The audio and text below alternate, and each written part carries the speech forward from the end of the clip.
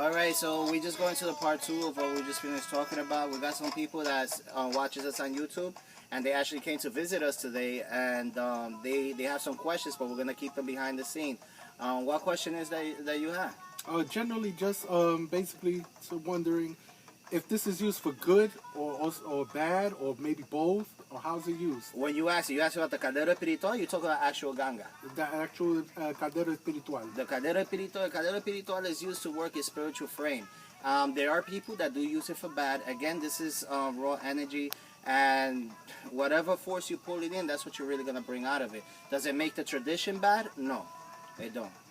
It's on the, like I always say in my other videos, it's all in the heart of the person that's working this tradition, and it will come back and bite you in the ass. And yet, well, you had a question. You said somebody, what, a Christian or something? Well, I have heard online that when you make a spiritual pot, you boil cats. Is that true?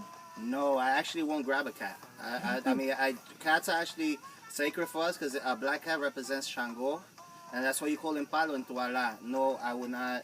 To make a caldero espiritual or to do an enganga, you do not have to sacrifice a cat. That is not true. But then again, like I said, it's depending on the person. They want to work bad, they do. I have to say stupid things. Any other questions? They say when you make the beads, when you do feed them, is it really feeding them or is it perfumes and flowers and just a bunch of water? Well, the beads, when it comes down to the like elekes and stuff like that, is more of a ocha, and it was accustomed into the palo tradition. And yes, we do feed them. There are certain sacrifice we do to them. And we do have to wash them in herbs and do certain other things that I don't want to say because on YouTube everybody is doing crazy things when it comes to the beads, and those are secrets. But yes, there is a ceremony that has to be done. As you see over here, it's fed and it has taken the sombra from the empaca of chola wenge. It got a special lamp that's prepared, and that's how that goes. Keeping it simple, that's how that goes. Now, the spiritual pot, is it only for a male or is it for a female or is it for both? Espiritual? You mean spiritual pot? You mean espiritual, like espiritismo? Excuse me, guys. Yes, a female could have it. And what about a homosexual? Homosexual could have it. It's a funny thing that you actually brought that up. Like I said in the other clip, certain people couldn't receive ingangas, but they have spirits that are congos and stuff like that, and that's where the spiritual part espiritual comes in, for they could be able to work with that spirit and whatnot. So they're not allowed to claim it as a palero. As an inganga, no, it's not an inganga. It's not.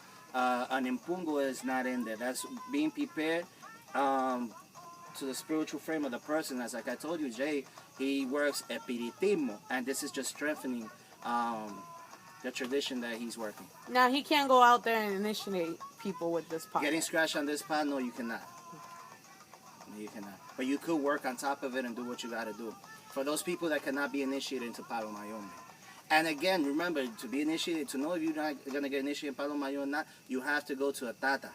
The same way, if you want to know you want to be into Osha, you go to Oriate, make sure, or Iworo, Babalocha, Yalocha, or you could go to Babalao. In this case, I'm Oriate, so you know how that goes. We've been through this already. And can that person who has the spiritual pot eventually get an inganga? Yes, they could. Yes, they could. Down the way, like in his case, we brand down his guardian angel in Palo, and it's Madre Agua, Galunga. And after he gets scratched, goes through his steps, he could definitely receive his inganga. Anything else? Well, that's basically it. So now we basically celebrating that this is done. It took a while. Did I make this in one day and gave it to you? No. It was a few months. We was getting it together. Yeah. Because different things that he had to collect and stuff to get it done. Because not, you just don't grab a clay pot and stick sticks in there and say it's it. No, this takes ceremonies, prayers, and you have to prepare. Each one is prepared through the person's spiritual frame. So that's basically what it comes down to. And nobody knows it all. Nobody knows it all. And Olofi, God, Olodumare, Sambiampungo, Papa Bonye, regardless what tradition you in, he is the highest. There's no more higher than that. And he's the one that knows it all. And that's why there's Orishas, there's this, there's that.